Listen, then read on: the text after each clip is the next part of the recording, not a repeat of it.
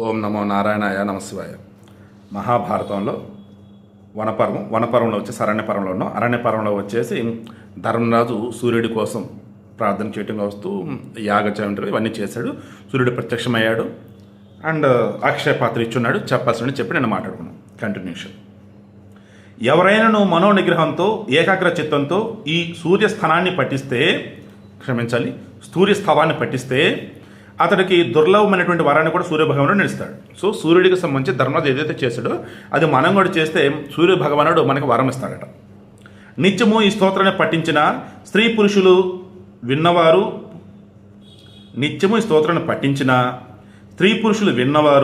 పుత్రుని కోరితే పుత్రుని, ధనాన్ని కోరితే ధనాన్ని, విద్యను కోరితే విద్యను పొందుతారట. సో ఆ ముందు ఏవైతే సూర్యుడికి సంబంధించిన 108 ఉన్నాయో ఆయన యొక్క నామాలు, వాటితో ఆ సూర్యుడిని స్తుతించాలని చెప్పేసి చెప్తున్నారు.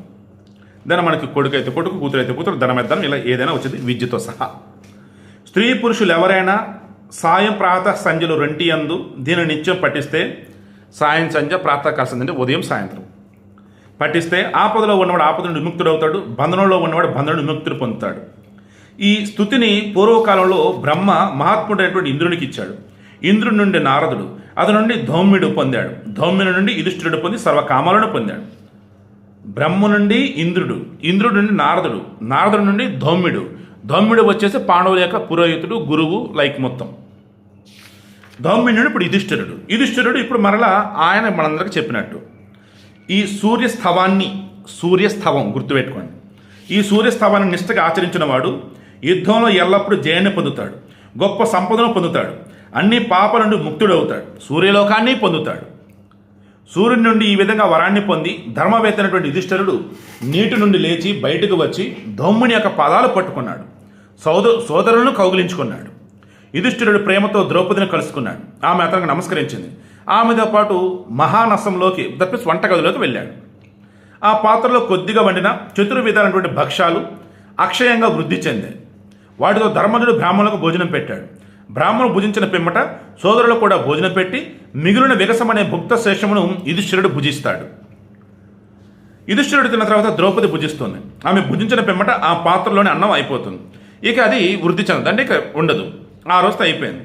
సూర్యునితో సమానమైన తేజస్సుల ధర్మరాజు సూర్యుని వల్ల ఈ విధంగా తన మనోవాంఛితాలన్నింటినీ కూడా పొంది బ్రాహ్మణులకు ఇచ్చాడు. ఆయా తిథి నక్షత్ర పర్వాలలో చేయదగినటువంటి యజ్ఞ సంబంధ కర్మలు పురోహితులు ముందుండగా విధి మంత్ర ప్రమాణ సహితంగా జరుగుతూ ఉన్నాయి. అనంతరం సత్వాచన పలిగినటువంటి బ్రాహ్మణ సముదాయంతో ధౌమ్యునితో పాండవులు అక్కడి నుంచి కామ్యక వనానికి వెళ్ళారు.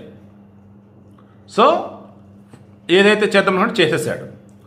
సో ఇందాక మనం అనుకున్నది ఏదైతే ఉందో సూర్యునికి సంబంధించి సూర్యస్థవం, ఓకే, వీలైతే గూగుల్లో వెతికి దాని తాలూకు డిస్క్రిప్షన్ ఎక్కడ నాకు దొరికితే దాని తర్వాత ఏదైనా లింక్ దొరికితే నేను డిస్క్రిప్షన్ లింక్ కూడా పెడతాను, చూడండి.